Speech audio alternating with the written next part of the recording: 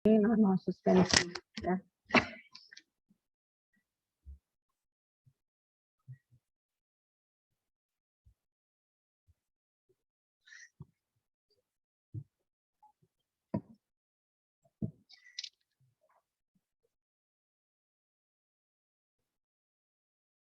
Jadi di sini tujuan pembelajaran atau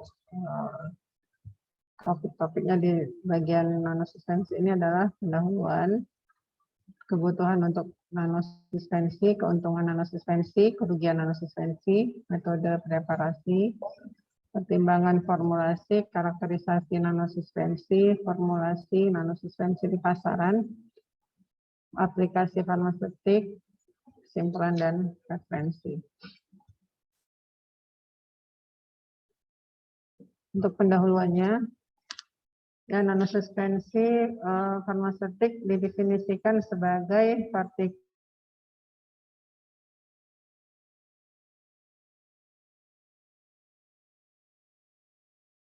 obat padat yang penggunaan oral atau topikal atau pemberian parenteral dan pulmonari. Ya. Jadi di sini kalau yang lalu suspensi ini berbeda dengan ukuran partikelnya ya. Kalau nanosuspensi tentunya dia ukurannya dalam skala nanometer, lebih kecil. 1 mikrometer berapa nanometer?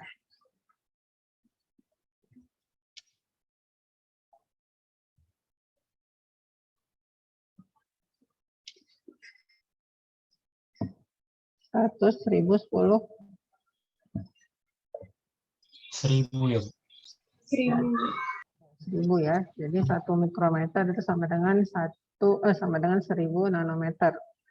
Jadi memang sangat kecil ukuran nanosuspensi ini. Dan di sini distribusi ukuran partikel zat padat dalam nanosuspensi biasanya kurang dari 1 mikron ya, dengan rata-rata rentang ukuran partikel 200 sampai 600 nanometer. Dan nanosuspensi ini berbeda dari nanopartikel. Nanopartikel umumnya pembawanya adalah pembawa obat polimer koloid. Sedangkan nanopartikel lipid padat ini pembawa obat berupa lipid. Dan dalam teknologi nanosuspensi, obat dipertahankan dalam keadaan kristal yang berkurang ukuran partikelnya yang mengarah pada peningkatan laju disolusi. Karena itu dapat meningkatkan bioavailabilitas. Jadi nanopartikel ini ada yang bentuknya nanopartikel lipid gitu ya. Seperti liposom. Bentuk-bentuk sediaan obat juga ya, dalam bentuk liposom ini dalam skala nano. Jadi dia di sini dan pembuatan nanosuspensi ini tujuannya dengan mengurangi ukuran partikel dapat meningkatkan laju disolusi dari obat. Jadi laju pelarutan obatnya dapat lebih cepat sehingga dapat meningkatkan bioavailabilitas dari obat tersebut.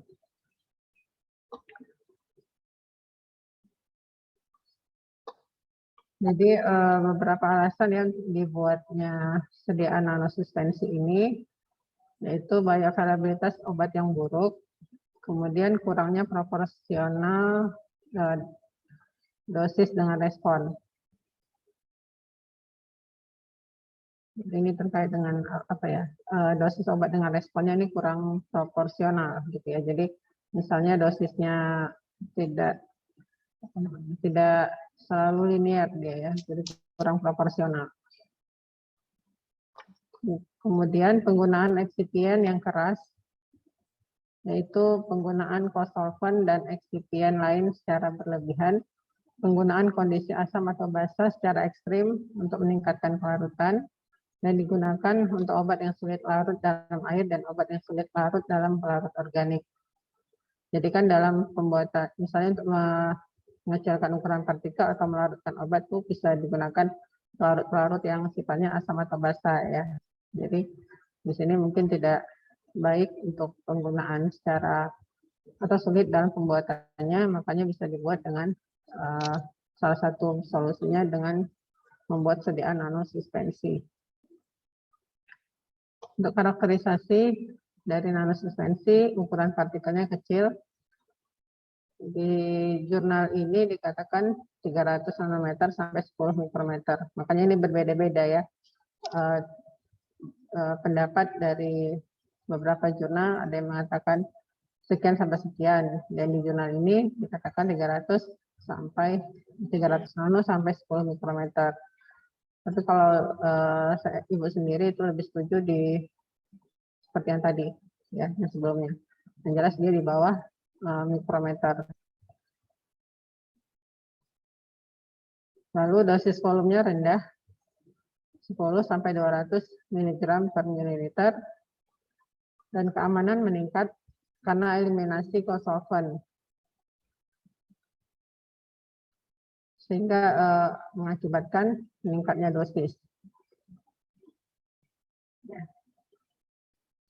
Kemudian stabilitas ini juga jangka panjang, lebih panjang ya daripada suspensi, bisa mencapai 2 tahun pada suhu kamar. Dan rute pemberian untuk bentuk sediaan dari nanosuspensi ini sudah bisa diberikan secara intravena. Ya. Kemudian intramuskular dan injeksi ID ya, intradermal, oral, penapasan, dan rute pemberian lainnya. Dan dapat digunakan untuk pemberian obat terkontrol dan target. Ya, jadi pemberian obat ke target ini juga bisa dilakukan dengan nanosuspensi.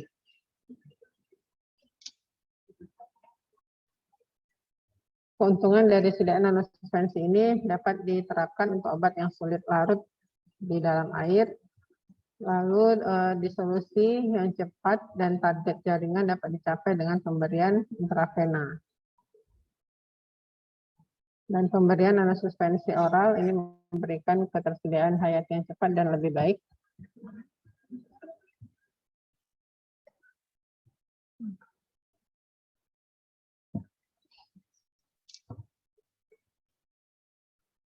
Lalu stabilitas fisik ini jangka panjang, karena di sini juga ditambahkan stabilisator. Dan nanosuspensi dapat digabungkan dalam tablet, pelet, dan hidrogel. Kemudian untuk kerugiannya, ini juga masih berkaitan dengan stabilitas fisik. Ya, jadi tetap terjadi sedimentasi dan kepadatan ya kalau terjadi dari nanosuspensi ini yang menjadi masalah. Namun ini lambat ya, prosesnya lambat, jauh lebih lama daripada yang suspensi. Ini juga perawatan cukup besar selama penanganan dan transportasi, dan dosis yang seragam dan akurat sulit dicapai kalau sudah terbentuk sedimen atau pemadatan. Dan metode persiapan untuk pembuatan nanosuspensi ini ada banyak metode yang bisa digunakan. Ada metode presipitasi, template mikroemulsi, kemudian media milling, homogenisasi tekanan tinggi, homogenisasi tekanan tinggi dalam medium berair, ya ini namanya Bristol cubes, dan homogenisasi tekanan tinggi. Nanti di belakang slide selanjutnya ini disingkat HPH ya, homogenization pressure, high pressure homogenization ya, HPH. Jadi artinya nanti adalah homogenisasi tekanan tinggi. Kemudian homogenisasi tekanan tinggi dalam medium non air, ya ini, lalu teknologi nanojet, kombinasi presipitasi dan HPH, homogenisasi tekanan tinggi, metode cairan superkritis, metode penguapan pelarut, metode co-grinding.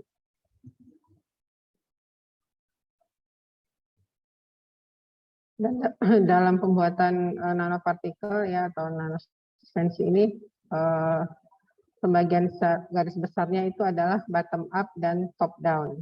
Ya.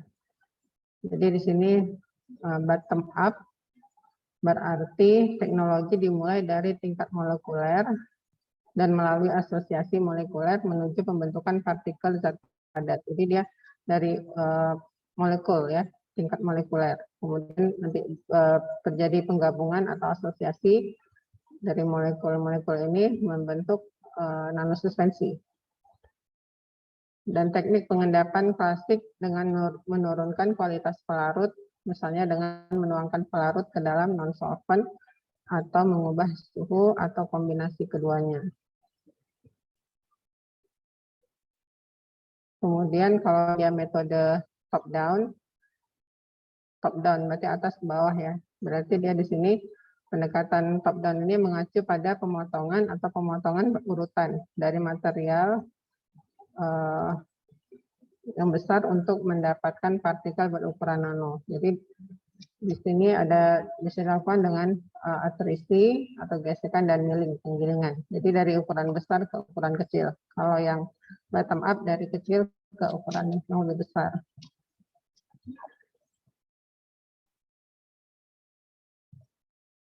Dan ini tadi beberapa metodenya. Kalau dengan teknologi bottom up itu metode presipitasi yang bisa dilakukan. Teknologi top down ya, dengan media milling, kemudian HPH dalam cairan, dalam non-cairan, dan teknologi nanojet.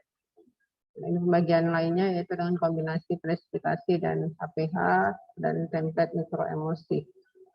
Jadi di sini kalau yang ini top down ya, dari partikel besar dilakukan milling menjadi partikel-partikel yang lebih kecil. Sedangkan yang bottom up ini dari tingkat molekul, kemudian diendapkan ya, proses presipitasi untuk membentuk partikel yang lebih besar.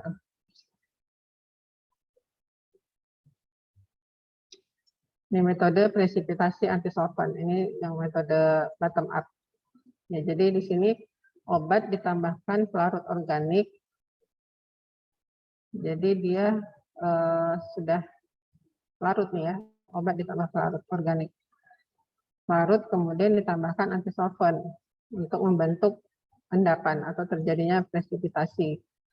Jadi ditambah larutan yang dapat membentuk endapan dari obat, gitu ya. Jadi makanya namanya antisolvent. Jadi di sini kan homogenis solusi menjadi larutan homogen ditambahkan antisolvent untuk membentuk satu supersaturasi kejenuhan dari partikel-partikel.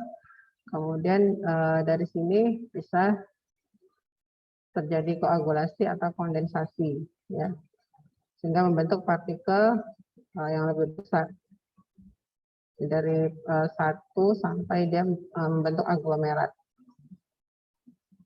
Tapi di sini skalanya masih dalam nanometer, ya. Keuntungannya di sini prosesnya sederhana, peralatannya murah. Sedangkan kerugiannya obat harus larut dalam setidaknya 1 pelarut dan pelarutnya juga larut dengan yang bukan pelarut. Obatnya harus larut ya, dapat setidaknya dalam 1 pelarut. Jadi obat yang digunakan untuk membuat nanosuspensi dengan metode presipitasi antisolvent ini dia harus memiliki 1 pelarut yang dimana obat bisa larut, gitu ya. Kemudian di sini pelarutnya harus larut dengan yang bukan pelarut. Jadi pelarut yang digunakan untuk melarutkan obat ini itu harus larut dalam antisolventnya. Jadi kan harus ditambahkan antisolvent nih untuk membentuk endapan dari obat ya, yang telah dilarutkan. Jadi dia ya ini aja. Jadi pelarut yang digunakan juga harus larut ya dalam antisolvent. Kemudian juga di sini bisa terjadi pertumbuhan kristal ya, dengan metode presipitasi antisolvent. Lalu ini metode template mikroemulsi. Teknik ini mengikuti pelarut organik atau pelarut campuran yang diisi dengan obat yang didispersikan dalam fase air mengandung surfaktan yang sesuai untuk membentuk emulsi. Fase organik kemudian diuapkan di bawah tekanan yang tereduksi untuk membuat partikel obat mengendap seketika untuk membentuk nanosuspensi yang distabilkan oleh surfaktan.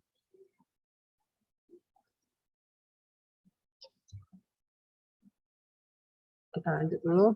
Keuntungannya, penggunaan peralatan khusus tidak diperlukan, ukuran partikel dapat dengan mudah dikontrol, caranya dengan mengontrol ukuran tetesan emosi. Kemudahan peningkatan atau scale up ya dari sediaan ini jika formulasi dioptimalkan dengan benar. Dan kekurangannya obat yang sulit larut baik dalam media air maupun organik tidak dapat diformulasikan dengan teknik ini. Lalu kebutuhan ultrafiltrasi untuk pemurnian obat nanosuspensi yang dapat membuat proses menjadi mahal. Jadi dibutuhkan di sini ultrafiltrasi ya, penyaringan ultra untuk pemurnian obatnya. Lalu memerlukan jumlah surfaktan atau stabilisator yang tinggi dibandingkan dengan teknik yang lain, teknik sebelumnya.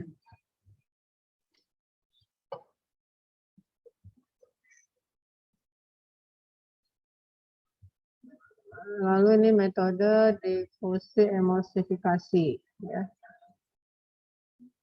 Selain penggunaan emosi sebagai sarana penyampaian obat, emulsifikasi juga dapat digunakan sebagai template untuk menghasilkan nanosuspensi. Penggunaan emulsi sebagai template dapat diterapkan untuk obat-obat yang larut dalam pelarut organik yang mudah menguap atau pelarut yang mengandung sebagian air. Di pelarut semacam ini dapat digunakan sebagai fase terdispersi dari emulsi. Jadi di sini juga emulsi di sini dia bukan hanya campuran minyak dengan air ya, tapi dua campuran kan emulsi apa? Campuran dari dua larutan yang tidak saling campur gitu ya. Jadi bisa minyak dengan air atau pelarut organik dengan air ya, yang tidak saling campur.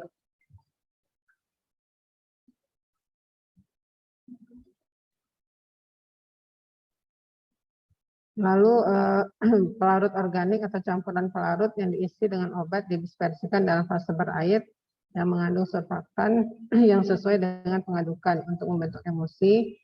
Lalu emulsi yang diperoleh selanjutnya dihomogenisasi dengan homogenisasi tekanan tinggi.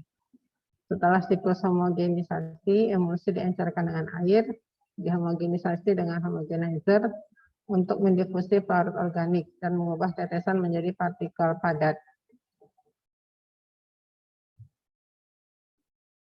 Lalu, karena satu partikel terbentuk di setiap tetesan emulsi, dimungkinkan untuk mengontrol ukuran partikel. Dan di sini diperlukan surfaktan ya untuk meningkatkan asupan fase organik dan akhirnya memuat obat dalam emulsi.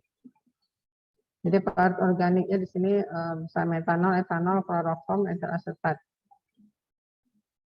Ini teori nanosuspensi ini masih dasar-dasar saja ya, tidak terlalu dalam karena ya untuk wawasan aja, menambah wawasan. Karena sekarang persediaan banyak dikembangkan penelitian itu dalam bentuk nanosuspensi.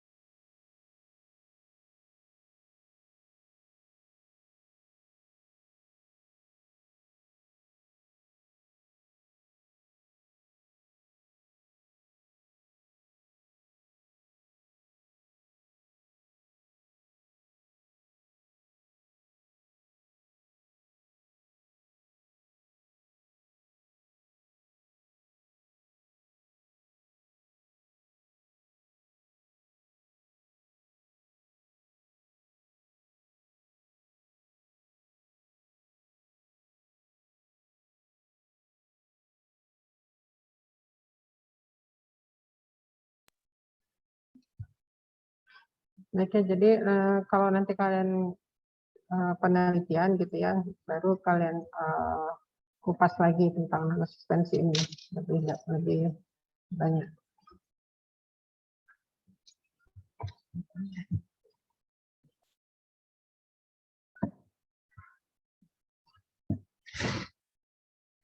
Kemudian ini dengan milling ya, media penggilingan. Di sini nanosuspensi dibuat dengan menggunakan media penggilingan geser tinggi. Jadi penggilingannya dengan adanya pergeseran dari bola-bola yang digunakan. Lalu ruang penggilingan diisi dengan media penggilingan, air, obat, dan stabilizer yang diputar dengan kecepatan geser yang sangat tinggi di bawah suhu terkontrol selama 2-7 hari. Jadi waktunya cukup panjang juga untuk penggilingan obat ini. Media penggilingan terdiri dari kaca, oksida zirkonium atau resin polistiren yang sangat terkait silang. Gaya geser energi yang tinggi dihasilkan sebagai hasil dari impaksi media penggilingan dengan obat yang mengakibatkan pemecahan obat dalam bentuk mikropartikel menjadi berukuran nanopartikel.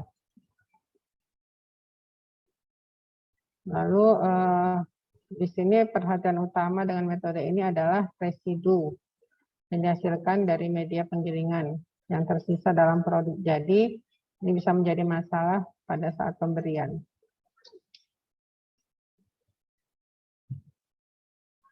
Keuntungan dengan milling ini ya, ini dapat digunakan untuk obat-obat yang sulit larut baik dalam media air maupun organik, dan nanosuspensi yang sangat encer dan sangat pekat dapat dibuat dengan jumlah obat 1 mg per mililiter hingga 400 mg per mililiter. Dan kerugiannya di sini nanosuspensi yang terkontaminasi dengan bahan yang terkikis dari alatnya tadi, ini bisa menjadi masalah jika digunakan dalam terapi yang lama ya. Kan kita nggak tahu apakah bahan-bahan yang digunakan pada alat itu menjadi kontaminan untuk kalau digunakan dalam waktu yang lama itu berbahaya atau tidak. Lalu teknik media penggilingan memakan waktu. Seperti tadi ya, waktunya bisa sampai 1 minggu. Dan beberapa fraksi partikel berada dalam kisaran mikrometer. Jadi bisa hasilnya kemungkinan besar itu tidak semua berada dalam skala nanometer, tapi ada juga yang masih berskala mikrometer. Lalu metode homogenisasi tekanan tinggi, ini metode yang paling banyak digunakan untuk menyiapkan atau membuat nanosuspensi dari banyak obat yang sulit larut dalam air. Jadi tahapannya di sini ada 3 ya. Pertama, serbuk obat didispersikan dalam larutan stabilisator atau penstabil untuk membentuk prasuspensi. Selanjutnya, prasuspensi ini dihomogenisasi ya, dengan homogenizer tekanan tinggi pada tekanan rendah untuk pengisian awal, lalu dihomogenisasi pada tekanan tinggi selama 10-25 siklus sampai terbentuk nanosuspensi dengan ukuran yang diinginkan.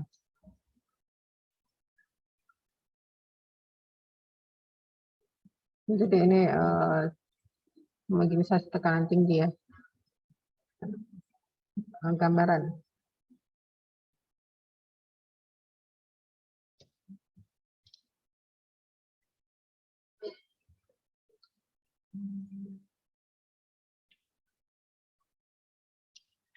Keuntungan dari homogenizer tekanan tinggi ini, di sini risiko terjadinya kontaminasi produk rendah, memungkinkan produksi aseptik ya, dari nanosuspensi. Jadi sediaan ini bisa dikatakan bisa juga aseptik ya, berarti dia steril ya hasil yang diperoleh, sehingga bisa digunakan untuk pemberian secara parenteral. Sedangkan kerugiannya prasyarat partikel obat termikronisasi. Jadi obat yang dibuat ini harus dalam skala mikro dulu gitu ya. Partikel obatnya harus dalam skala mikrometer, baru bisa digunakan alat homogenizer ini. Dan prasyarat pembentukan suspensi menggunakan kecepatan tinggi lebih banyak sebelum dilakukan homogenisasi.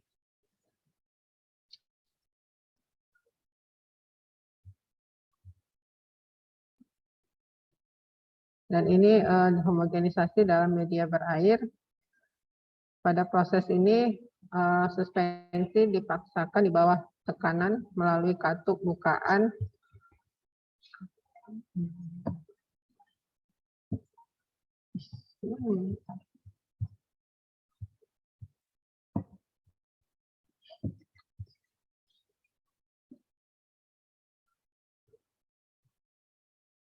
Jadi ini gambaran dari alat yang digunakan. Ya. Ini piston, ini obat yang suspensi obat, kemudian melalui celah sempit ini katup ya, bukan sempit. Jadi di sini ada tekanan di sini ya, dari tekanan diberikan tekanan ya, sehingga menghasilkan partikel-partikel yang lebih kecil. Dan diesel cube ini dikembangkan oleh Muller dan kawan-kawan tahun 99. Alat ini dapat dioperasikan pada tekanan yang bervariasi dari 100 sampai 1500 bar.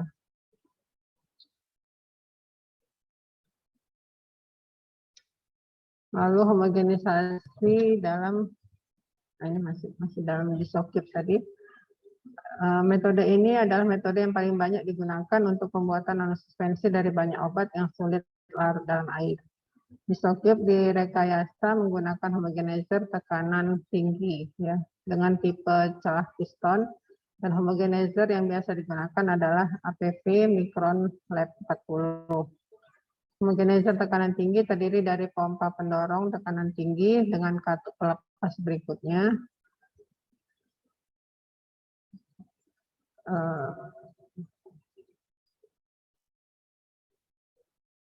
Nanti dibaca caranya. Nah, ini prinsipnya. Jadi dalam pengurangan ukuran partikel homogenizer celah piston didasarkan pada prinsip kavitasi. Jadi celah ya. Partikel juga berkurang karena gaya geser yang tinggi dan tumbukan partikel satu sama lain. Jadi terjadinya pengurangan ukuran partikel ini karena adanya gaya geser yang tinggi dan tumbukan partikel.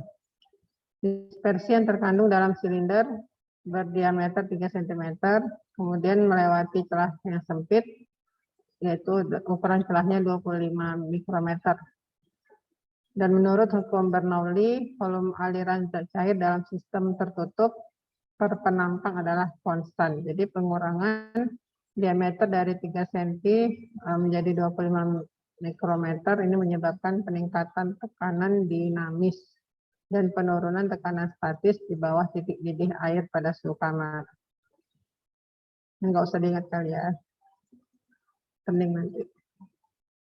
Karena air ini mulai mendidih pada suhu kamar dan membentuk gelembung gas yang meledak ketika suspensi meninggalkan celah, disebut kavitasi, dan tekanan udara normal tercapai. Dan ukuran nanokristal obat yang dapat dicapai terutama tergantung pada faktor seperti suhu, jumlah siklus homogenisasi, dan kepadatan daya homogenizer dan tekanan homogenisasi yang digunakan.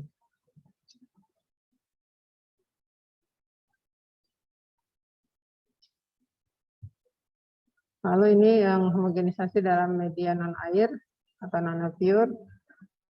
Suspensi obat di media tidak berair dihomogenisasikan pada suhu 0 derajat atau bahkan di bawah titik beku. Disebut juga homogenisasi deep freeze. Keuntungannya penguapan lebih cepat pada kondisi yang lebih ringan. Dan ini berguna untuk obat yang sensitif terhadap suhu. Jadi obat-obat yang tidak stabil akibat suhu tinggi, kalau dengan metode milling yaitu akibat pergesekan dari bola-bola yang digunakan, itu bisa menimbulkan suhu yang tinggi, ya.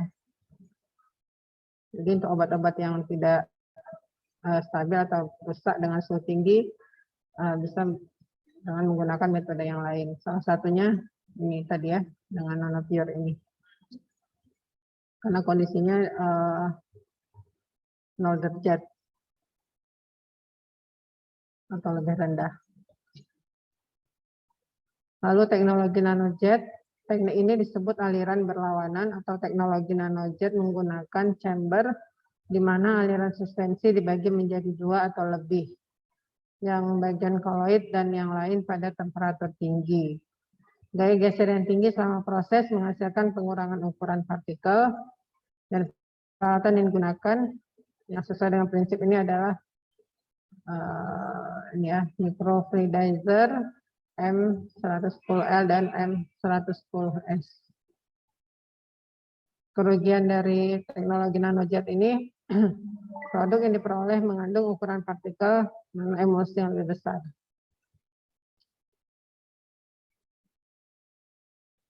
Jadi alatnya seperti ini ya, nanojet.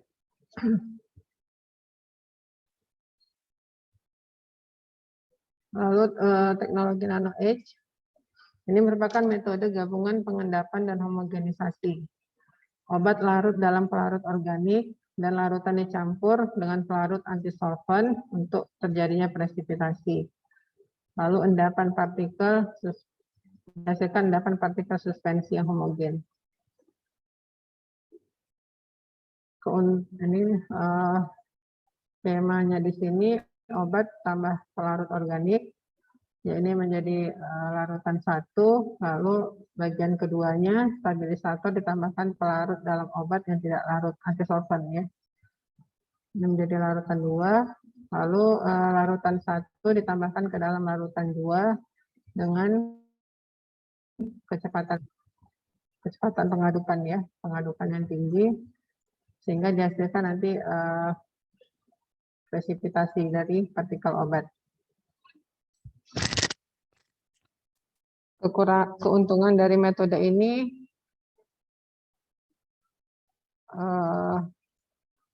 yaitu tumbuhnya kristal akibat dari teknik pengendapan ini dapat dihindari ya, atau dicegah, dan juga stabilitasnya lebih panjang. Nanopartikel obat yang diendapkan memiliki kecenderungan untuk melanjutkan pertumbuhan kristal hingga seukuran mikro. Dan di sini diperlukan proses dengan homogenisasi tekanan tinggi, ya energi tinggi.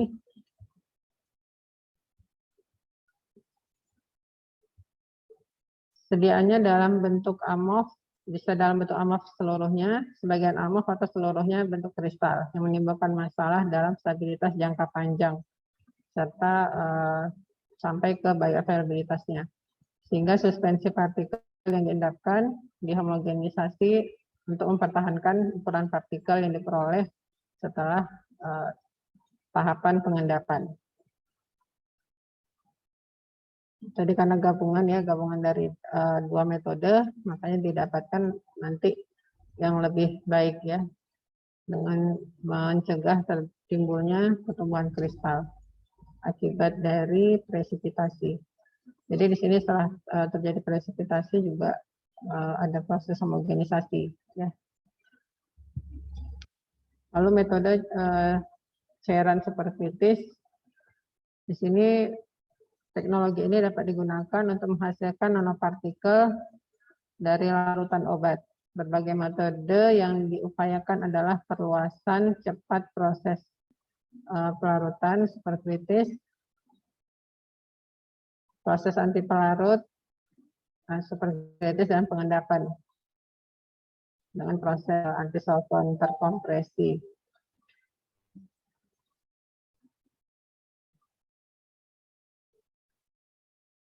Dan di sini juga melibatkan perluasan larutan obat dalam cairan superkritis melalui nozzle yang menyebabkan hilangnya daya pelarut cairan superkritis dan menimbulkan pengendapan obat sebagai partikel halus.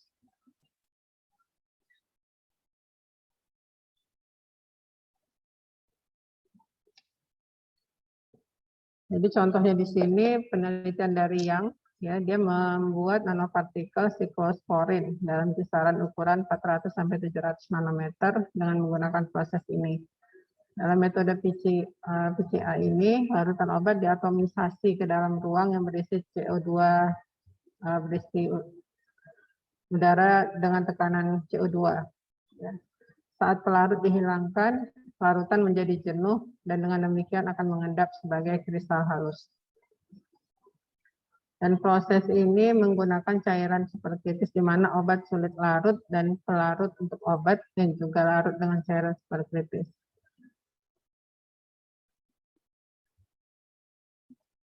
Sampai sini saja. Ini perlu bacaan lebih banyak lagi ya untuk lebih jelasnya. Dan ini metode Frida superkritis. Dalam proses ini mikronisasi ukuran partikel dari obat dilakukan dan membentuk partikel dengan ukuran diameter 5 sampai 2000 nanometer. Jadi masih terdapat juga ukuran partikel dalam skala mikro. Kerugiannya surfaktan dalam CO2 superkritis dan membutuhkan tekanan tinggi.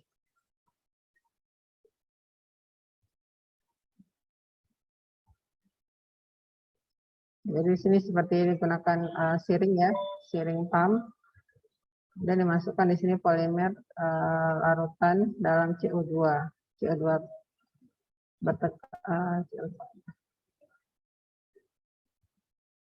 dan melewati ini pre-expansion unit dan ada nanti nozzle-nya di sini ya, sehingga menghasilkan polimer nanopartikel.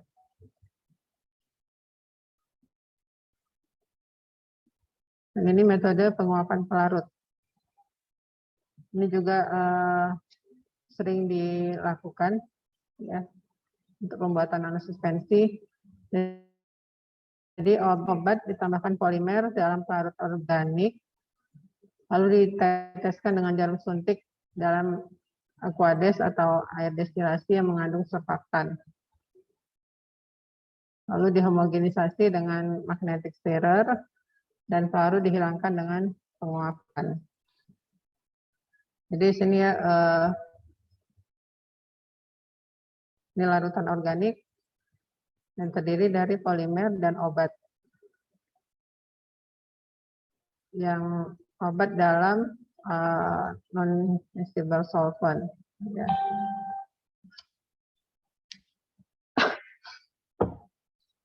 Juga dicampurkan di sini larutan air yang berisi stabilizer. Ya. Kemudian dihomogenisasi, lalu pelarutnya diuapkan.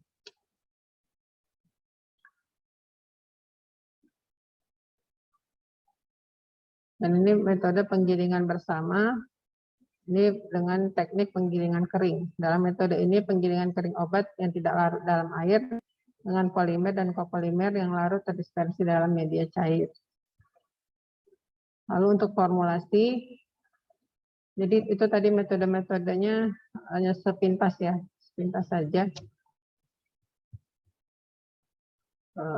Dan ini untuk formulasi, ini bahan-bahan yang digunakan, yaitu ada stabilisator, larut organik, kemudian surfaktan, kosurfaktan, dan bahan tambahan lainnya, seperti buffer. Jadi untuk stabilisator ini bisa digunakan lecitin, PVPK 30, PVA, SLS, poloxamer, polisorbat. Dan pelarut organik,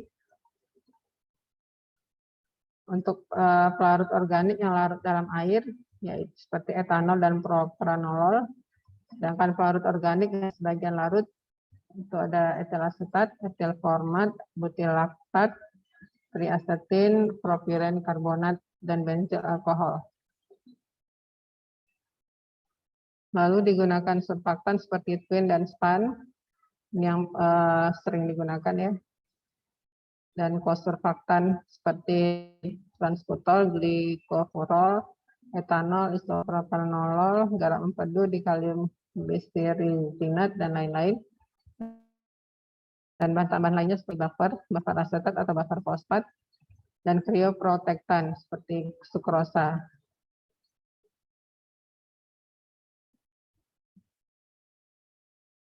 Untuk memeriksa atau mengevaluasi sediaan nanosuspensi ini, evaluasi in vitro yang biasa dilakukan itu melihat ukuran partikel. Jadi berapa rata-rata ukuran partikel dari nanosuspensi dan distribusi ukuran partikelnya. Jadi ini menjadi satu uji atau evaluasi yang wajib ya kalau kita membuat sediaan nano. Karena kalau nggak tahu ukuran partikel, nggak bisa kita katakan dia berukuran nanopartikel, berukuran dalam skala nanometer. Ukuran rata-rata partikel putih dan rentamnya bernama indeks polidispersitas. Diukur dengan laser diffractometry, photon correlation spectroscopy, dan metode Coulter-Counter. Jadi alatnya ya biasanya dengan PSA ya, particle size analyzer. Jadi dari sini pada PSA ini terdapat ini ya, terdapat diffractometer laser ini. Lalu polidispersitas indeks ini memberikan stabilitas fisik. Ini menunjukkan stabilitas fisik dari sediaan. Nilai PI 0,1 sampai 0,25 menunjukkan ukuran distribusi yang sempit.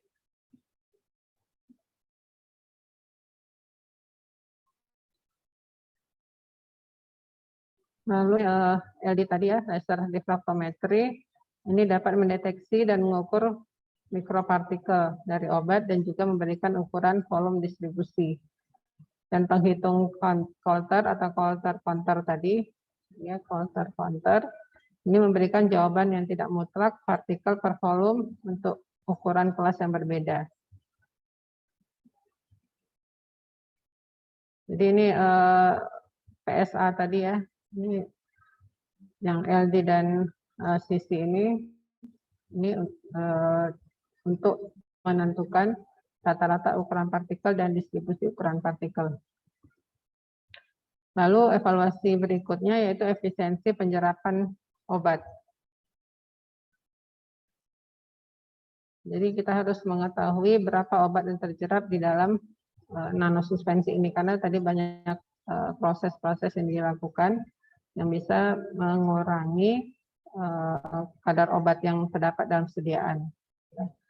Jadi di sini menghitungnya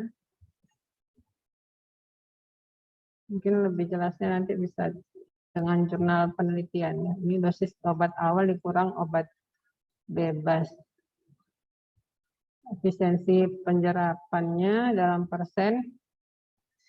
Salah. Kita tengok dulu.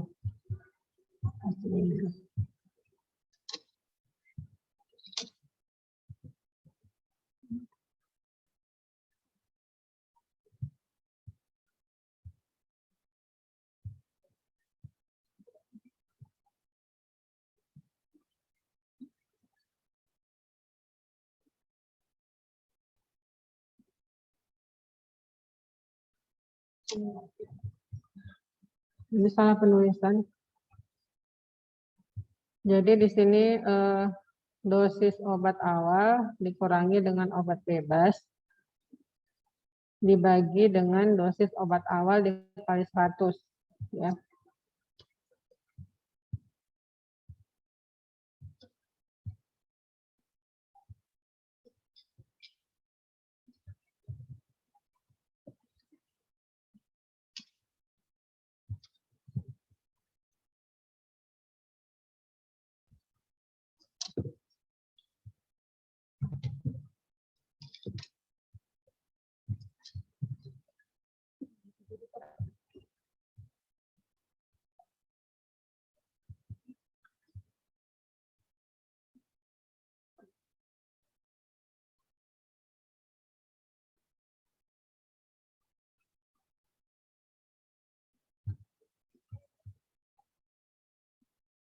Ini sudah nampak terperbaikinya ini. Sudah kan? Nah, jadi ini ya, efisiensi.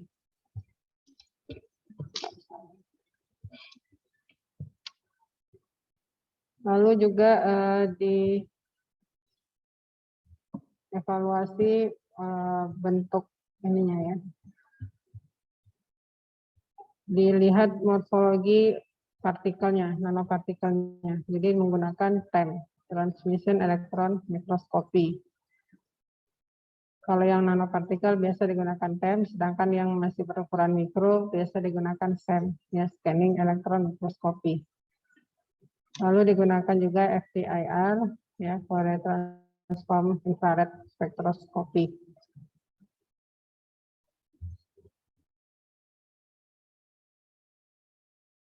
Yang terdapat pada partikel atau pada nanosuspensinya.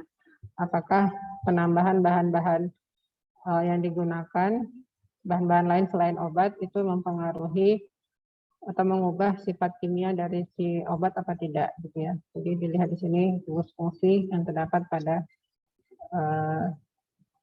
biasanya pada partikel obatnya yang terdapat pada nanosuspensi. Dan juga diuji juga dengan menggunakan XPRD atau XRD ya. Jadi di sini untuk melihat kristalinitas dari obatnya. Apakah dia masih berbentuk amorf atau berbentuk kristal.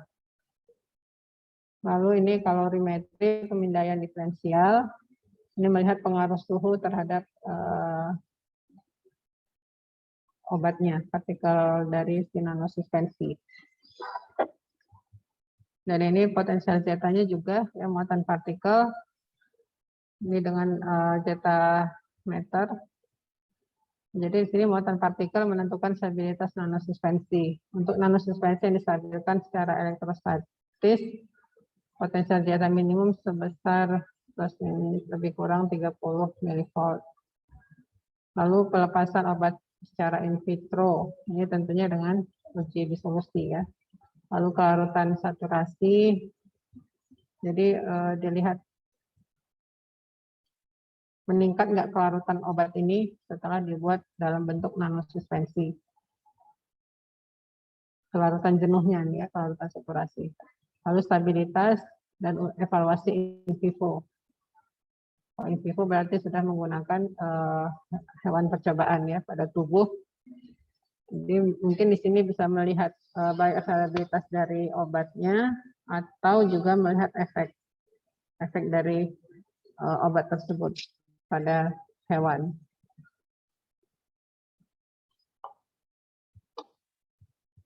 Dan ini stabilitas nanosuspensi yang berkaitan dengan nilai potensial zeta.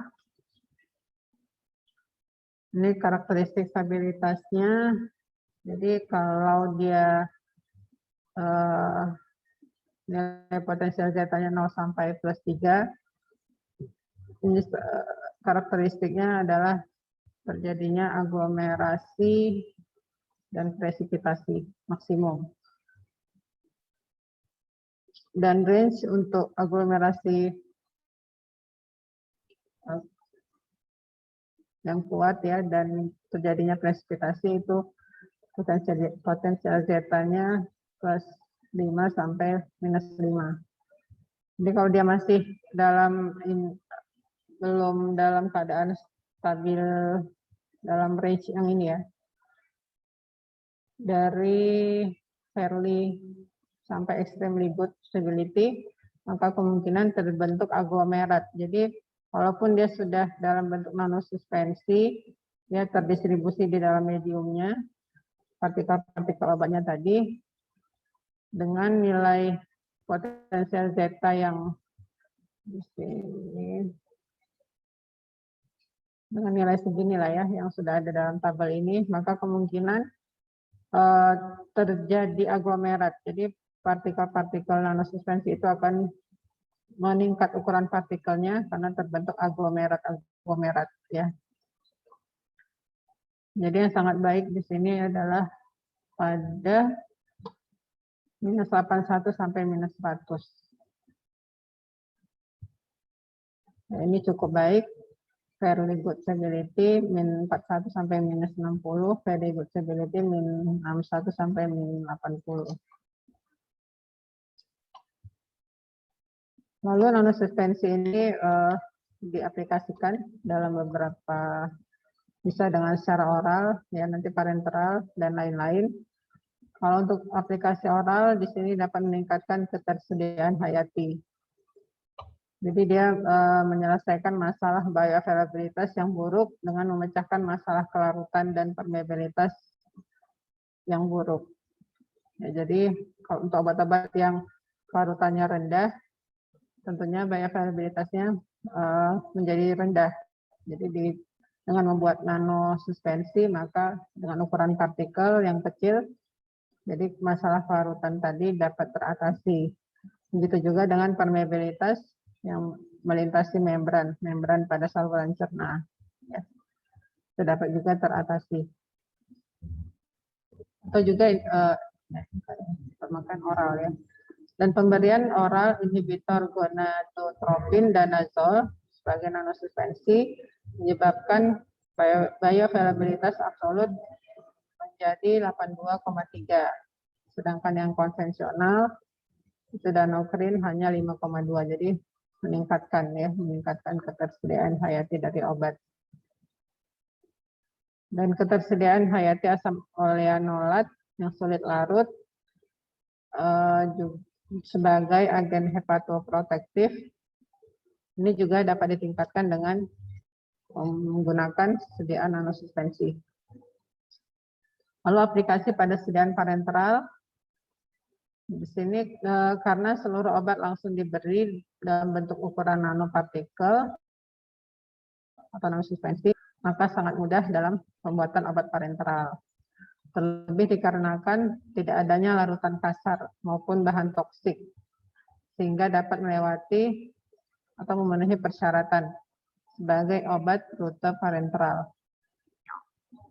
Dan dikarenakan nanosuspensi memberikan peningkatan toleransi dosis parenteral, maka biaya terapi dapat lebih terjangkau dengan efek terapi yang lebih baik.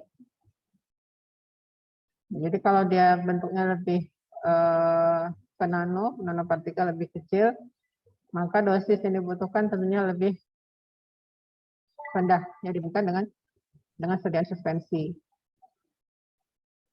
Contohnya dosis toleransi obat paclitaxel nanosuspensi ini 3 kali lebih tinggi apabila dibandingkan dengan dosis toleransi pada umumnya, yaitu taksol, di mana taksol menggunakan kremofor, EL, dan etanol sebagai stabilisator, sedangkan paclitaxel pada dosis 90 dan 100 mg tidak menunjukkan kematian.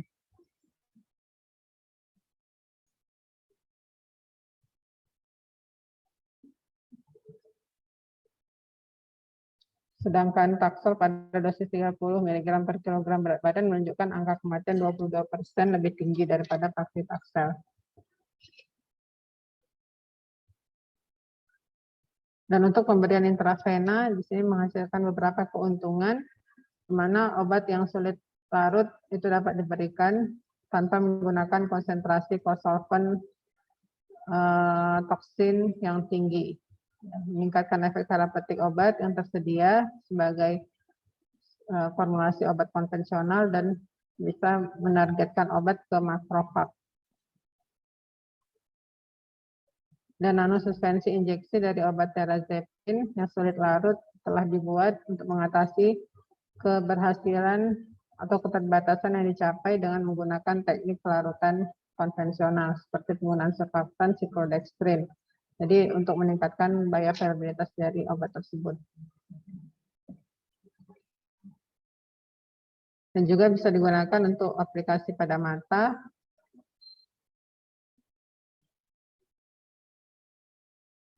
Jadi dengan kemampuannya melekat untuk meningkatkan kelarutan saturasi obat, pendekatan yang ideal.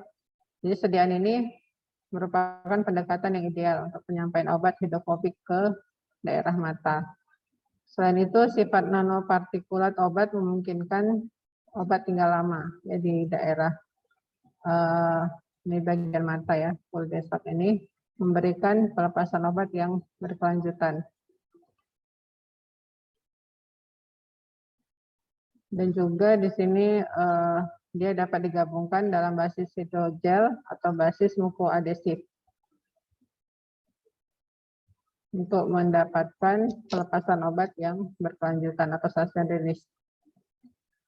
Ini juga dapat digunakan untuk paru-paru karena ukurannya nanopartikel, ya, jadi dia obat dapat berdifusi, ya, sampai ke paru-paru.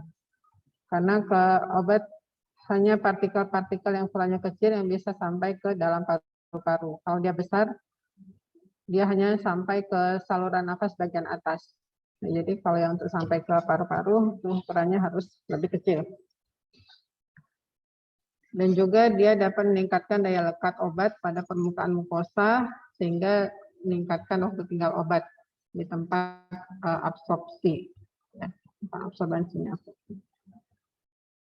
Kemampuan nanosuspensi menawarkan onset of action yang cepat. Jadi dia dapat memberikan efek yang cepat dan dengan pelepasan yang terkontrol. Contohnya budesonida, satu kortikosteroid yang tidak larut dalam air, telah berhasil diformulasi sebagai nanosuspensi untuk paru-paru. Juga untuk obat penargetan obat.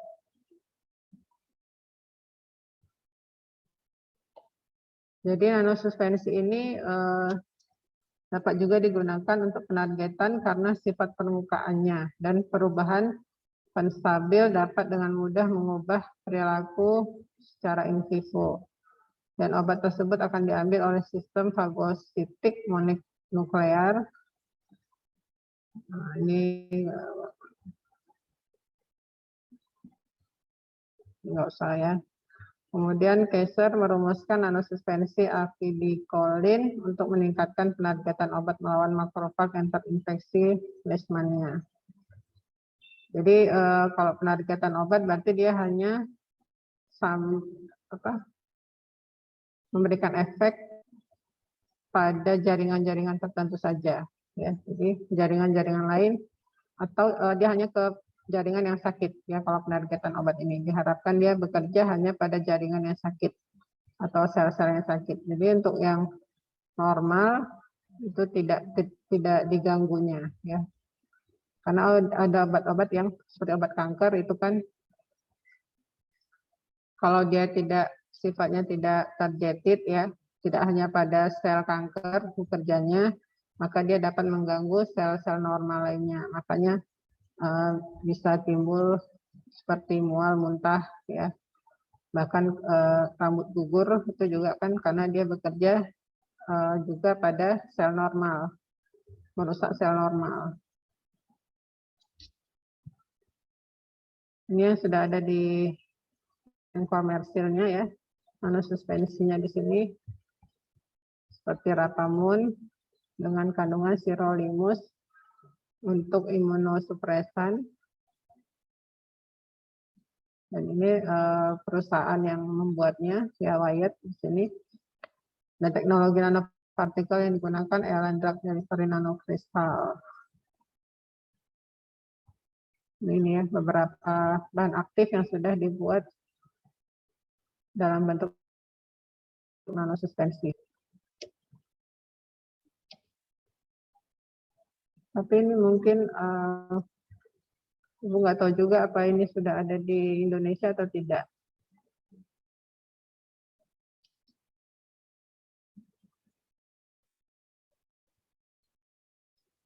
Oh, di sini ada ini ya, kelas B juga kan.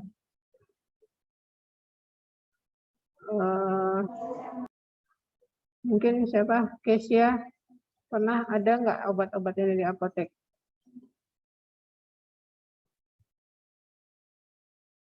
Oh, mungkin pernah, Bu. Ada. Gimana Kesia? Belum pernah saya lihat sih, Bu. Mungkin masih di luar negeri ya adanya.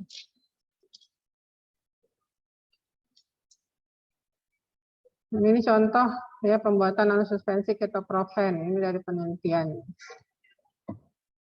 Jadi di sini nanosuspensi ketoprofen dibuat dengan teknik penguapan pelarut.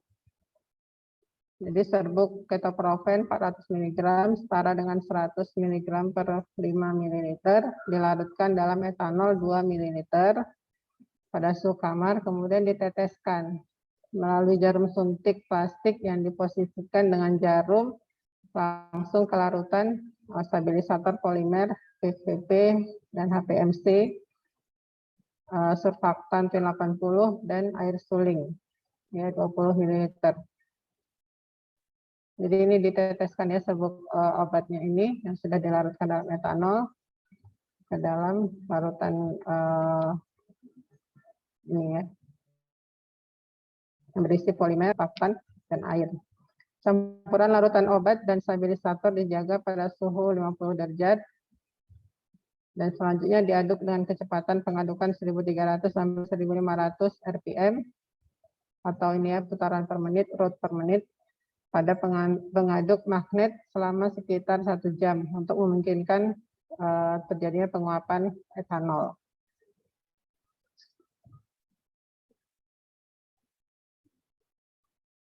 Ini komposisi yang digunakan dalam penelitian tersebut.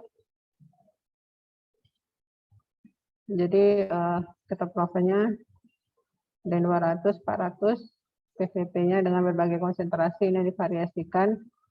Jadi di sini variasi dari PVP, HPMC, PEG, dan Twin. Ya. Juga etanolnya juga ini ya, ada yang menggunakan etanol, ada yang tidak. Dan ini yang dihasilkan.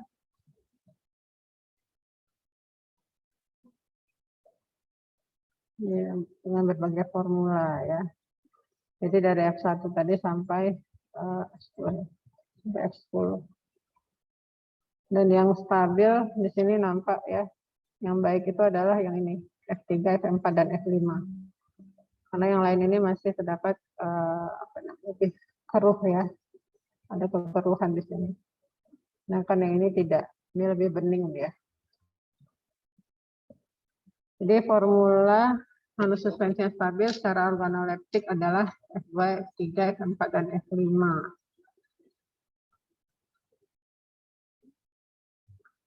F2 masuk yang stabil. Yaitu yang menggunakan PVP dan T80 sebagai stabilisator dan obat yang dilarutkan lebih dahulu dengan etanol. Jadi teknik pembuatannya juga divariasikan di sini. Jadi di sini obatnya dilarutkan dulu dengan etanol, ya. Kemudian formulanya mengandung PVP dan T80. PVP dan T80 merupakan polimer dan surfaktan non-ionik sebagai penstabil untuk nanosuspensi dengan membentuk pelindung fisik pada permukaan dan mencegah kontak partikel yang berdekatan. Jadi mencegah terbentuknya aglomerat ya dari partikel-partikel obatnya. Dan penstabil non-ionik dengan gugus amfifilik akan memberikan stabilisasi sterik. Jadi stabilisasi sterik ini adalah stabilisasi yang disebabkan oleh lapisan polimer yang terabsorpsi dan terhidrasi pada dispersi partikel yang didominasi oleh efek pembasah yang digunakan.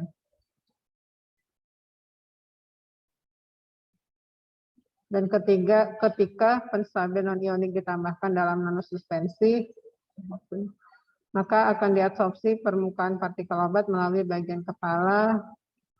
Ini terkait dengan surfaktan ya. Jadi ada bagian kepala dan bagian ekor. Ini mekanismenya saja. Jadi PVP juga merupakan stabilisator yang baik karena dapat mencegah agregasi dari partikel melalui gaya tolak menolak yang berasal dari rantai karbon hidrofobik yang menyebar ke dalam pelarut dan saling berinteraksi. Di sini data ukuran partikel ya, dari formula 2345 ini. Ya, ini dalam skala nanometer ya. Paling besar nih yang 5, 345,6 plus minus 3,13. nanometer. Kemudian ini nilai indeks polidispersitasnya, dan ini nilai potensial zeta-nya. Ini pada saat dibuat, dan ini setelah 3 bulan. Ya. Jadi dia lebih stabil ya. Masih dalam skala nano, ukuran partikelnya. Oke, demikian materi kita hari ini. Untuk metode tidak usah terlalu diinikan ya. Itu hanya sepintas-pintas saja.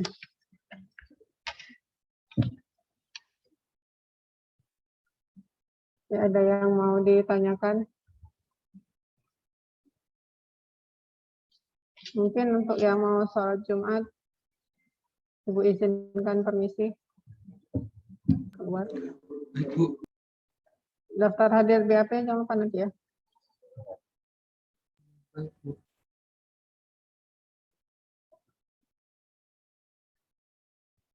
Ada? Nggak ada? Cukupkan itu.